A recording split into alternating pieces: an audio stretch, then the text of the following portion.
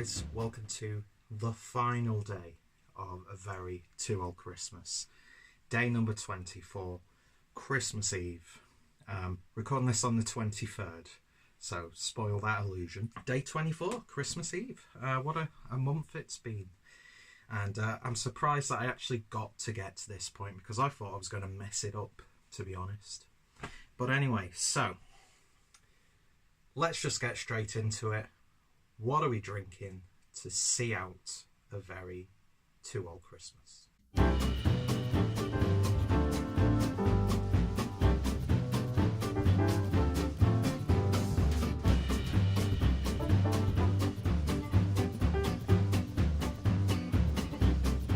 So we're ending as we started with a Goes beer. So this is the Goes to the Fierkesov. Probably completely mispronounced that. Mispronounced. Can't even pronounce mispronounced. But yeah, so it's a Goes beer, which is brewed with pine shoots. We've already had a pine infused beer, so I'm interested to see what flavours pine shoots will impart into a beer. But yeah, it's another Goes beer. What did we start off with? I can't remember. It's been such a long time since I recorded the first video. And there's been plenty of beers in between then. But yeah, this is actually brewed for our friends at Saveur Bière, which I think is a French bottle shop. So that's interesting. But yeah, fantastic artwork from Kasper Ledet. That's the sort of artwork I love from him. And look how hazy that is. It looks fantastic, doesn't it? So this is clocking in at... Why doesn't it say the ABV? Oh yeah, it does. 3.8%. So it's a nice light beer to end the festivities on. So without any further ado, let's get this bottle opened. Lovely smoke action there. And get it into the glass. Pretty much straight out the fridge. And I did manage to find my 2-old glass. It was in a different room.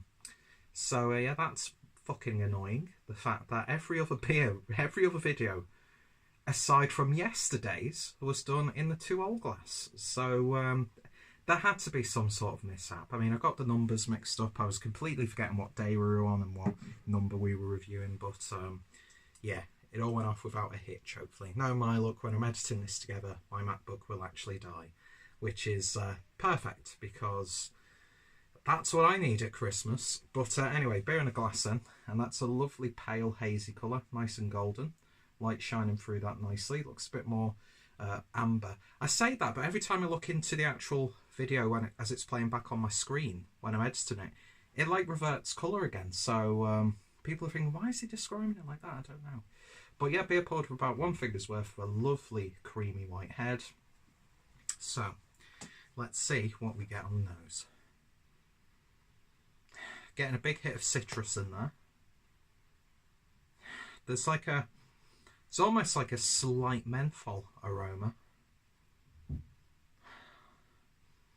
Well, yeah, there's like a mintiness, but not like a mint leaf. There's like a spearmint character coming through. It's got a herbal edge, and there's nothing too distinct about the aroma to dictate that, oh, that's the pine nuts. I've never smelt pine nuts, to be honest. But yeah, lovely and citrusy. There's a little bit of hoppiness in there. Very subtle sherbety tartness also. Oh, it smells really nice and inviting. So let's see what it tastes like. Cheers, guys, and thank you for sticking with me through this mess of a series. Cheers.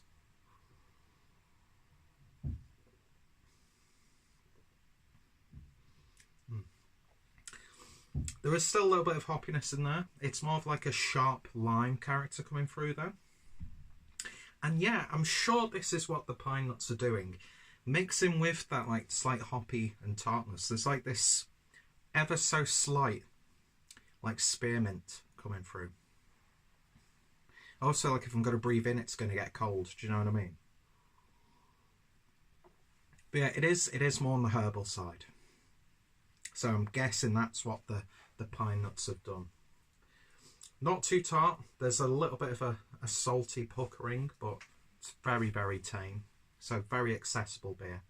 It's crisp, it's light-bodied, it's remarkably refreshing. And it doesn't get too much. It's actually really nice and laid back. So you could definitely do a full session on this. I wonder how like a full drinking session of just ghost style beers would be like. To imagine you get a little bit of acid reflux. I'm not too sure.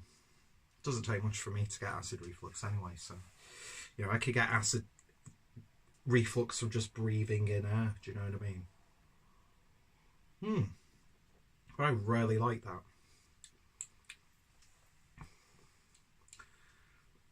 Yeah, it's like you've got some sort of like lemon juice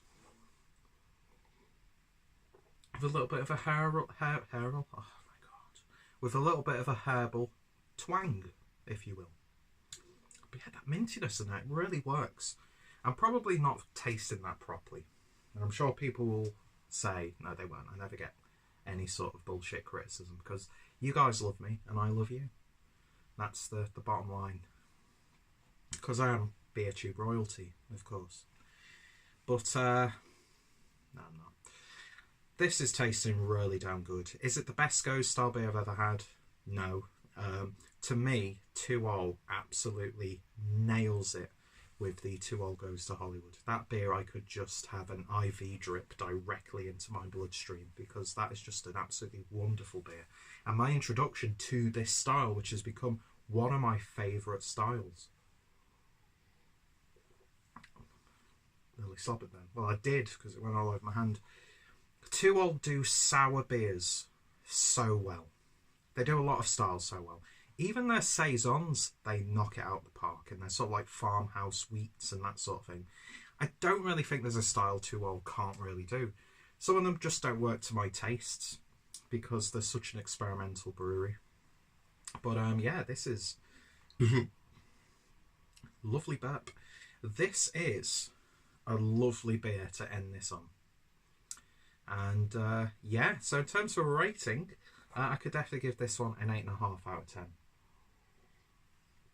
We started off strong, we ended off strong, we ended up together as a family. You're welcome to move in. Maybe we'll get a cabin together and just live off the land and just order beer online. What a life that would be. But yeah, seriously guys, wonderful little beer. Check out 2-0, all that sort of stuff. If you tried it, let me know your thoughts, opinions. What's some of your favourite Goes beers? What's some of your favourite 2-0 beers? Have you enjoyed this series? How could I have done it better? I mean, I know I've not answered any comments on these videos, so I do apologise. That is one thing that I need to change in 2019. Probably won't happen, but you know it's in there somewhere. But yeah, I've really enjoyed this 2-0 box. I think it's been an absolutely fantastic experience. Would I get it again next year? Probably not, just because of the price point, although I think it's definitely worth the money, especially if you compare all the beers together and add them up. I think it is worth the money, especially with the postage included.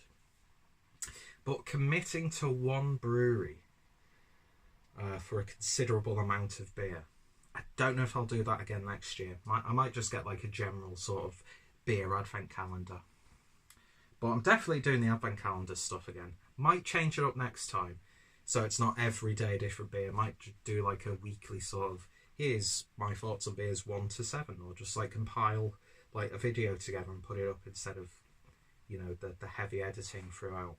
But yeah, I've enjoyed doing this series. I hope you've enjoyed watching it. I hope you're going to have a wonderful Christmas if you're watching this on Christmas Eve. I hope you had a lovely Christmas if you're watching it after Christmas. If you're watching it in the New Year, I hope you had a safe New Year's Eve party.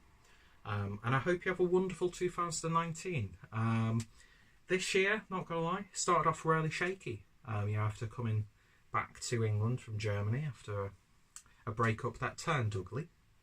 But yeah, I think I've found myself as a person. And I'm much better for it. And I've got to drink some absolutely wonderful beer. So that's about as sentimental and mushy I'm going to get in this video. But yeah, guys, I genuinely appreciate it. I'll be saying this again with videos in the new year and coming up to you know, towards the end of the year. But it's been an absolute honour being able to do this, and for you guys to watch it. It blows me away. So yeah, it doesn't matter whether the beer's good or bad. The fact that I can share it with you guys and you can feed it back to me, and the friendships and the relationships that I've forged because of this. Yeah, I've got to meet people who I will hopefully, you know, hold dear to me for years to come. And yeah, it all comes down to, well, mainly a selection of malt, hops, yeast and water. Of course, with beers like this, there's additions and different styles, but it's amazing how something like this can bring so many people together. Yet at the same time, if you drink too much, it can sometimes pull people apart. So I think that's my Christmas message, is just enjoy, indulge, but take it easy. And never take anything for granted. Because you should live in them. I'm going to shut up now because it's not that sort of channel. So yeah, anyway guys, thank you so much for watching this. Thank you for putting up with me, and hopefully you'll put up with me for another year to come. So, thanks for watching, and I shall hopefully see you later, and have a wonderful Christmas.